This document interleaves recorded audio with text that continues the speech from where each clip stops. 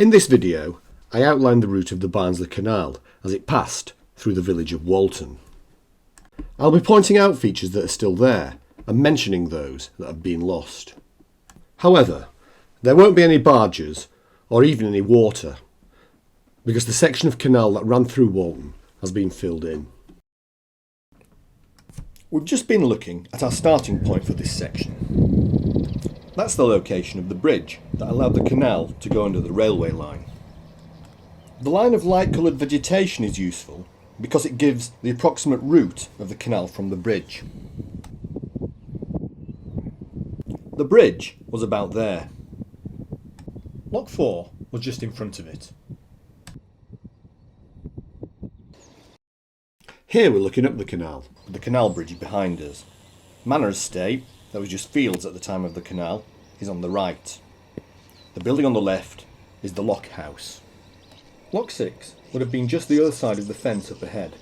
Just in case you were wondering, Lock 5 was about midway between Locks 4 and 6.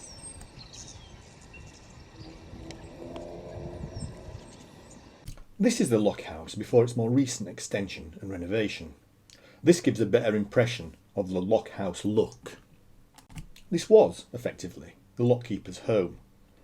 There was another lock house, since demolished, further up the canal just before Waterton's Wall. The role of lockkeeper involved operating and maintaining the locks and enforcing company rules on canal users. Here's the lock house as it appears today. The canal ran right in front of it and followed a line in front of the fence. It continued to the right, following the hedge into the distance, before turning towards the left and moving up towards School Lane.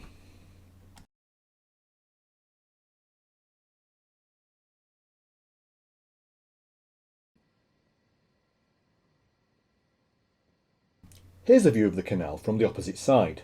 You can see the back of the lock house on the right. From this side, the canal was behind where the fence is now. As we pan left, the canal banking can be seen just below the line of bushes. Lock 7 would have been situated behind the line of bushes to the right of the yellow slide. As it turns left, you can see the next canal bridge with School Lane in the background.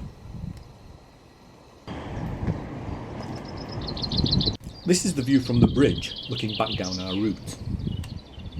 Here you can see the line of bushes running back down towards the lock house, giving an indication of the canal's route back towards the railway.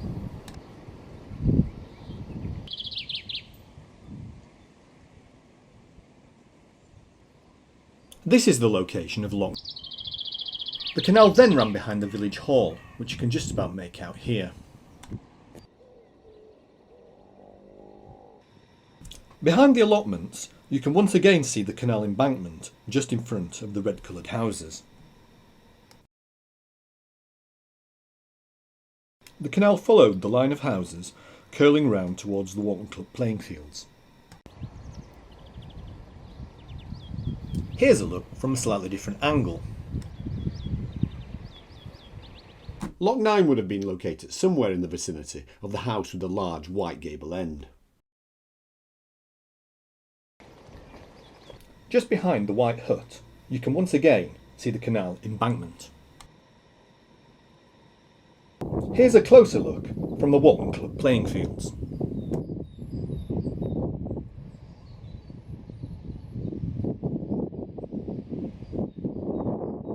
And once again from behind Walton Club itself. The stone houses in the background are built on top of what was once Lock 10. We now move on to the next canal bridge, Soap House Bridge. This was the bridge that took the canal under Shea Lane. Looking up Shea Lane, we can see the location of the bridge that took the canal under the road. And the same looking down Shea Lane.